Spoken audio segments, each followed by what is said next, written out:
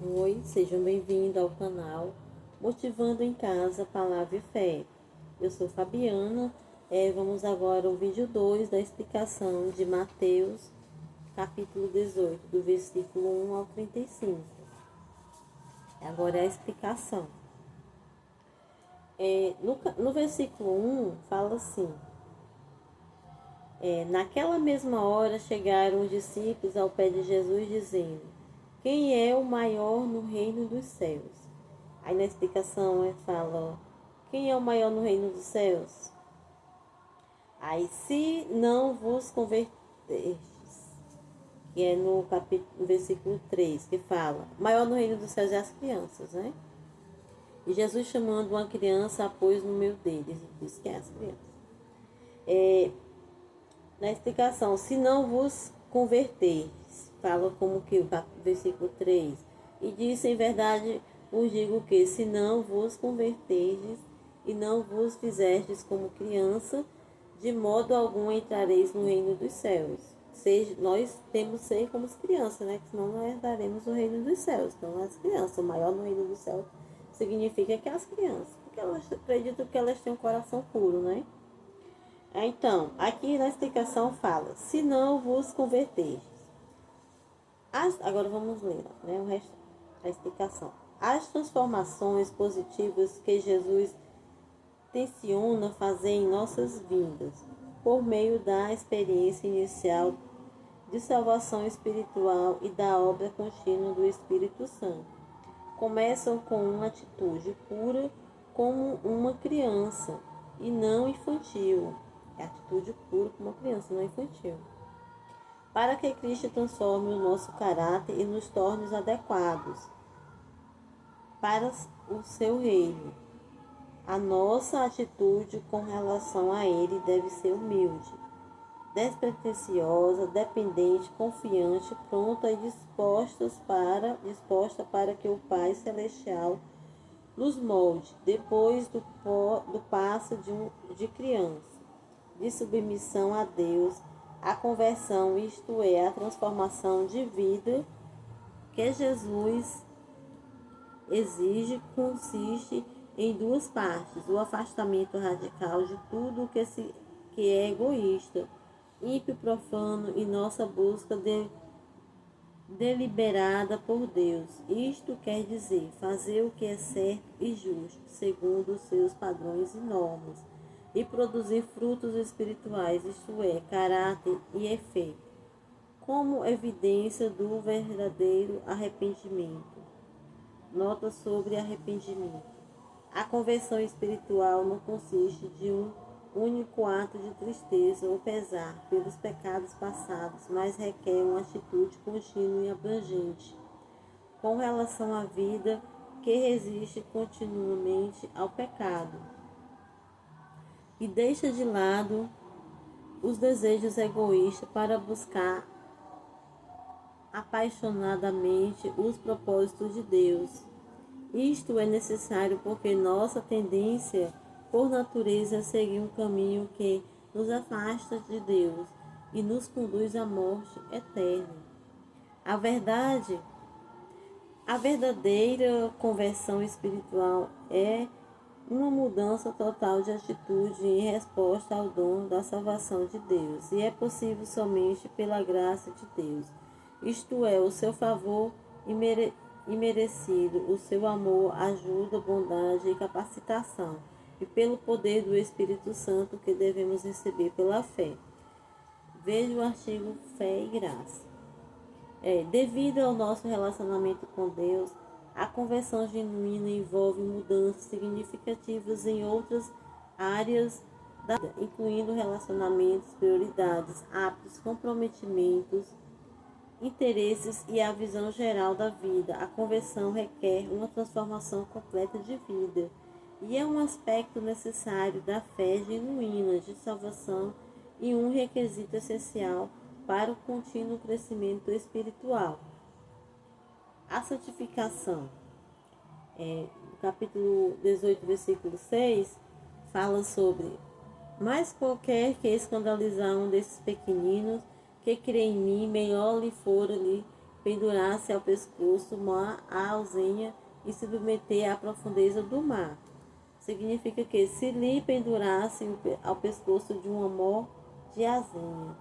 Esse versículo é uma severa advertência aos que podem potencialmente influenciar outras pessoas, em particular crianças, a um seguidor de Cristo, que seja puro como uma criança, a pecar, a desafiar a Deus. Devemos ter cuidado para não ofender nem desencaminhar espiritualmente alguém que nos procure em busca de um exemplo de piedade e devoção. Uma coisa é seguir deliberadamente o nosso próprio caminho, mas fazer com que os outros se afastem de Deus é uma ofensa ainda maior a Deus e provocará a maior ira de Cristo. Isto é, a sua ira justificada e a sua punição. Os pastores, ensinadores e, em particular, os pais devem dedicar especialmente atenção a esta palavra de Jesus. A responsabilidade dos pais é instruir os seus filhos nos caminhos do Senhor. Veja o artigo Pais e Filhos, e proteger da influência ímpar do mundo e de Satanás. Os pais cristãos devem ajudar seus filhos a evitar a influência de amigos ímpios. Eles devem ter cuidado especial com respeito ao que permite que o mundo apresente às mentes e aos corações de seus filhos, por meio da educação e dos meios de comunicação e entretenimento. Versículo 18, capítulo 18, versículo 7, fala de ai daquele homem. Jesus adverte sobre um severo juízo aos que fazem com que outras pessoas pequem ou que apresentam outras pessoas a crenças ou comportamentos que podem prejudicar a sua fé em Deus. Entre as coisas que fazem com que as pessoas pequem, incluem a diversão sensual ou vulgar, o ensinando humanista, isto é, baseada em nosso próprio raciocínio sem considerar Deus. Filmes imorais, literaturas, pornografia, drogas, bebidas alcoólicas, humor irreverente, falsos ensinamentos e mais companhias. Os que colocam tais coisas no caminho de outras pessoas, na realidade, estão se alinhando a Satanás, que é maior tentador. O comportamento e modo de vida do povo fiel de Deus não deve incluir as coisas listadas acima. Na verdade, os que seguem a Cristo devem se empenhar ao máximo para remover de suas famílias, seus lares, suas igrejas e suas próprias vidas toda e qualquer coisa que possam representar uma tentação a outras pessoas ou influenciá-las a pecar contra Deus. Capítulo 18, versículo 10 fala dos anjos. As Escrituras ensinam que, frequentemente, Deus toma conta de seus fiéis seguidores usando seus anjos, cujo título sugere que eles sejam mensageiros e servos de Deus. Esses anjos têm um interesse e um amor sincero pelos filhos de Deus. Anjos e anjos do Senhor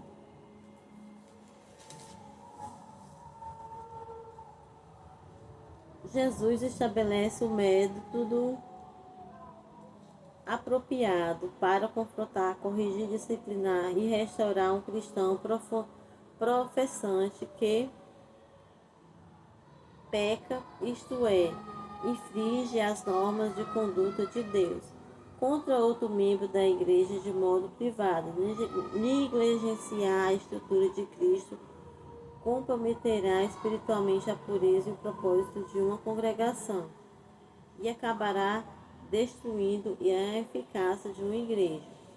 O propósito da igreja é proteger a reputação de Deus e proteger a pureza moral e integridade doutrinária, isto é, tudo o que diz respeito à crença e princípios fundamentais da igreja.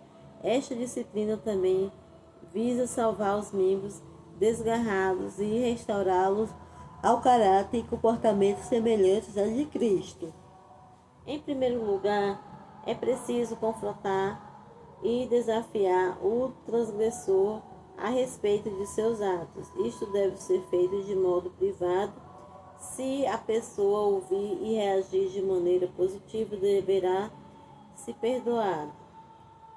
Se, porém, o transgressor se recusar a admitir e modificar o seu comportamento depois, confrontando pelo primeiro indivíduo que é alvo da transgressão se apropriado, e por outro indivíduo dos outros, se necessário. Então, a questão de ser apresentada à igreja local, de assim a pessoa se recusa a se modificar, deverá ser considerada como pagã, como alguém que não faz parte do reino de Deus, porque recusou a misericórdia de Cristo e rompeu o seu relacionamento. No entanto, isto não quer dizer que a pessoa devam tratar o transgressor com crueldade, mas ele não deverá mais ter o direito de ser considerado membro da igreja e deverá ser removido da congregação. Este costume de manter a pureza da igreja local é importante não apenas em áreas de pecado e imoralidade, mas também em casos de falsos ensinamentos e infidelidade à mensagem original do Novo Testamento. Veja os artigos falsos ensinadores, os presbíteros e seus deveres. A disciplina da igreja deve ser executada com uma atitude de humilde amor, arrependimento e autoexame, para assegurar que naquele que confrontem o indivíduo não sejam também culpados de alguma ofensa contra Deus ou a igreja.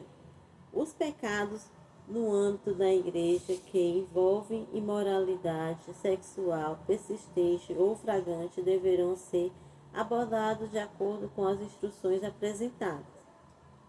Estes tipos de transgressões espirituais devem ser movidos de pesar e tristeza por parte de toda a congregação, e deve incluir a repreensão suficiente para o transgressor. A pessoa que desafiou a Deus desta maneira deve ser excluída da igreja. Depois de algum tempo, se ficar evidente que essa pessoa realmente se arrependeu, isto é, modificou a sua atitude com relação a Deus, admitiu o seu pecado e se afastou dele e se submeteu a Deus e se converteu novamente a ele, essa pessoa poderá ser perdoada e voltar a participar da igreja. Os pecados que envolvem um líder da igreja depois de abordados em privado deverão também envolver a exposição pública e a disciplina, disse na presença de todos. Qualificações morais dos ministros. Os líderes da igreja e os pastores das congregações locais deverão ter em mente seu dever de cuidar de todo o seu rebanho. Os presbíteros e seus deveres, os líderes espirituais prestarão contas a Cristo pelo sangue de todos, que se perderem devido à incapacidade dos líderes de disciplinar, excluir e restaurar as pessoas de acordo com o plano do propósito de Deus. Capítulo 18, versículo 19, se dois concordarem, fala de que existem grandes autoridades espirituais, que é assim no capítulo 18, versículo 19, fala assim: também vos digo que, se dois de vós concordardes na terra acerca de qualquer coisa que pedirem, isso lhes será feito por meu Pai, que está nos céus. Se dois concordarem, né? Existe grande autoridade espiritual e de poder quando as pessoas se unem em fé e oração. E por isso que Cristo prometeu que, onde 2 ou 3 se congregarem em fé e devoção a Cristo, este estará com eles. A presença inspirará fé, fornecerá forças e dará orientação e consolação. Devemos aproveitar as oportunidades que devemos para nos unir a outros cristãos em oração. E não devemos hesitar em pedir que os outros orem conosco sobre assuntos de nosso interesse. Que ele sempre fica perto de dois, né, que concordaram da mesma oração. Então, eu já estou aqui orando a palavra para vocês entenderem, né, com a explicação, tanto eu vou entender como vocês. Se tá eu orando aqui, você aí, Deus já está olhando por nós, né, cristãos. Capítulo 18, versículo 35, fala sobre: assim vos fará também meu Pai Celestial, se do coração não perdoardes cada um a seu irmão as suas ofensas. O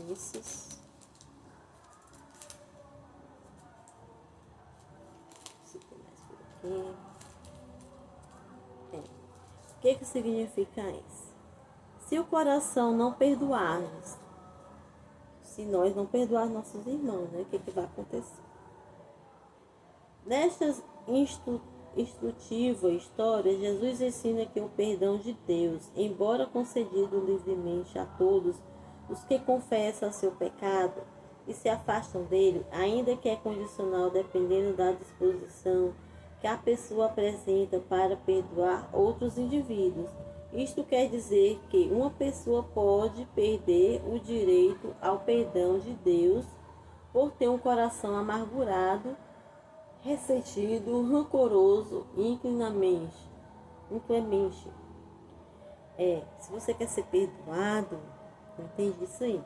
Se você quer ser perdoado, você também tem primeiro que perdoar. Porque como é que você quer ser perdoado por Deus dos seus pecados se você não perdoa nem seu irmão? O que eu entendi foi isso.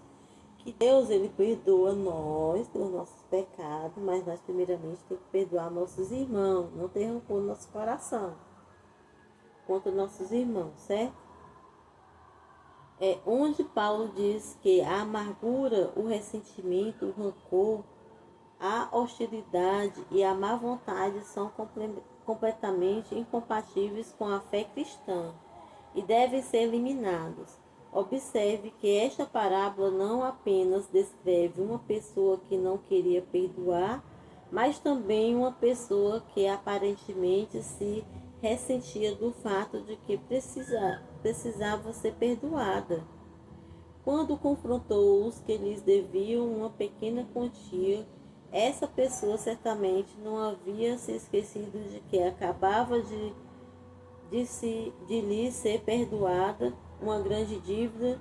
Na verdade, isto lhe apareceu alimentar sua ira. Essa pessoa agiu como se tivesse sido colocada a humilhante posição de precisar de perdoar em primeiro lugar. E como não lhe pagaram o que lhe deviam, ele não pode pagar a sua própria dívida, embora o fato de receber o perdão de Deus não deva ser algo difícil, requer humildade, admissão de culpa e uma disposição para mudar. Infelizmente, muitas pessoas não estão dispostas a adotar essa atitude e, como resultado, não pode receber o perdão de Cristo. Para mais informações do tema, versículo, entendi, irmãos, que para nós ser perdoados, nós temos primeiro que perdoar. Estou aprendendo junto com vocês, também eu não sabia assim, pouco tempo atrás, né? Eu estou lendo mais, aprofundando a palavra de Deus, estou aprendendo agora e também estou passando para vocês que se nós queremos sermos perdoados dos nossos pecados, nós também temos que perdoar os nossos irmãos, certo? Aquelas pessoas que nos prejudicam. Não significa que se você perdoar seu irmão, alguém que lhe ofendeu, que fez uma ofensa, você esteja ali todo o tempo com eles, né? Que geralmente quem nos ofende são aquelas pessoas mais próximas a nós. Não significa que você vai perdoar ele e você vai estar todo o tempo ali com ele. Você tem que perdoar ele no seu coração, para não ter aquela dureza no seu coração, né? Então, você pode perdoar seu irmão na sua casa mesmo, você conversando com Deus. Senhor, perdoa aquele irmão que fez aquela determinada coisa que eu não gostei comigo. Eu perdoo ele. Pronto, você perdoando ele, você não vai se vingar e fazer algo que é indevido aos olhos de Deus, né? Contra aquele irmão que fez contra você, né? Porque ele fez algo contra você, você vai fazer contra ele, certo? Mas tem que perdoar de verdade, de coração. Aí quando você perdoa, Deus vai perdoar os seus pecados e vai lhe abençoar cada vez mais. Eu sei que a coisa mais difícil que tem, irmãos, é nós perdoarmos, né? Aquelas pessoas que nos ofendem. E geralmente quem nos ofende são as pessoas que é mais próximas de nós. Então nós temos que trabalhar no nosso coração e aprender a perdoar para que nós sejamos perdoados. Então, amados irmãos, peço a vocês que vocês que estão aqui no canal do YouTube, Instagram, curtam, compartilhem esse canal, para que a palavra de Deus seja expandida em todo lugar. Amém.